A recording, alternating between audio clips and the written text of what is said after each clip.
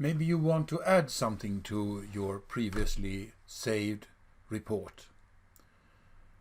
And where do I find that possibility? Go to My Page and select any of your reports. For example, this one, Barnacles on a Virtual Disk for my MOOC course project.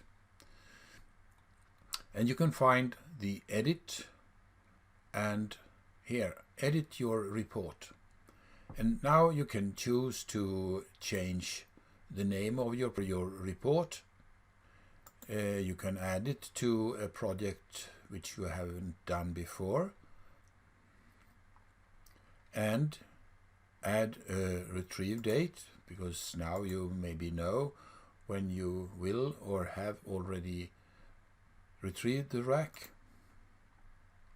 Change the weight, etc., etc.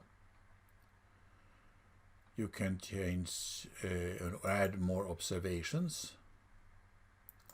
Click on the plus sign and add any observations you want to add, or a single species, maybe like this.